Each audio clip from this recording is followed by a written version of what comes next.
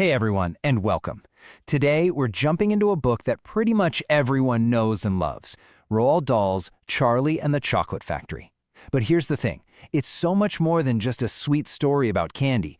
It's actually a really sharp, funny, and yeah, kind of dark look at people. So, let's dive right in. I mean, just listen to that. That one line is the perfect way to pull you in, right? It just screams childlike wonder. But it also hints that there's something more going on here. It's about a world where anything feels possible, a place built on pure wild imagination, not just sugar. All right, so let's talk about this magical book and the boy at the heart of it all. The genius behind this world, the one and only Roald Dahl. And he focuses the whole story on this kid, Charlie Bucket.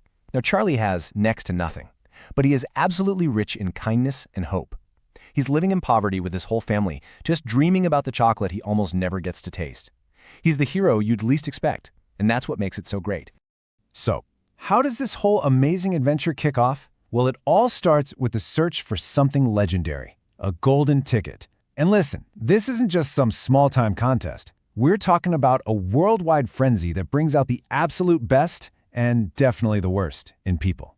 This is where things really start to get interesting. And the guy behind it all, the mastermind, is none other than Willy Wonka. He's this reclusive, super eccentric, but totally brilliant owner of the best chocolate company on the planet. He's been hiding away for years, right? And then, boom, he makes this announcement that makes the whole world go completely crazy.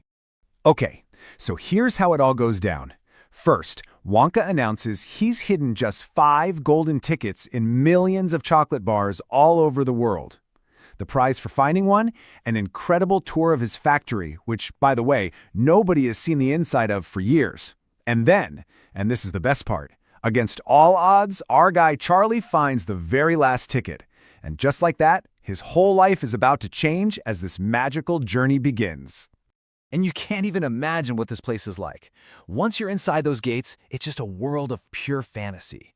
I'm talking about literal chocolate rivers, trees made of candy, teacups you can actually eat, just these amazing inventions that don't even seem possible. It is, quite literally, a paradise made of candy. A great story is nothing without great characters. And what's so clever here is how Dahl uses them. Each one is kind of a symbol. Their trip through the factory isn't really just about the tour. It's all about showing who they really are. And man, there's a powerful lesson in it for each of them. So here's a quick look at the main players. First, you've got Charlie, our hero, who's basically the moral compass of the whole story. Then there's Willy Wonka, the unpredictable genius who's orchestrating everything. And then you have the other kids. Each one represents some kind of flaw, Like Augustus Gloop is all about greed, and Veruca Salt is just this spoiled brat. And what's brilliant is that their bad behavior is exactly what leads to their very funny but also cautionary endings inside the factory.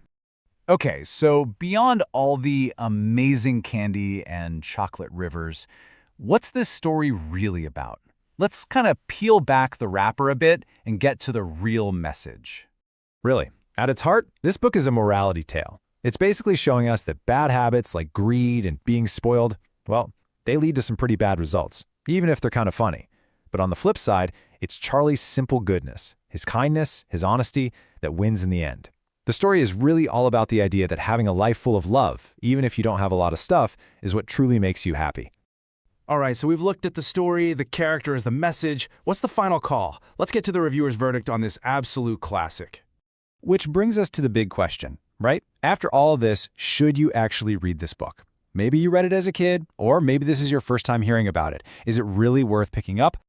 And the answer is a huge, definite yes. This book is an absolute must-read if you're into fantasy and adventure. It's one of those super fun stories that also has a really strong message. The language is simple, the scenes are hilarious, you'll love it.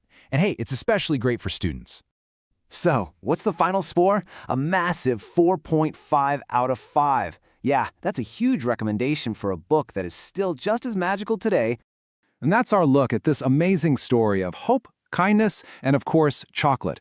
But before we go, I've got a question for you. Who is your favorite character, and what do you think their trip through the factory really says about them? Let us know what you think. Thanks for joining me.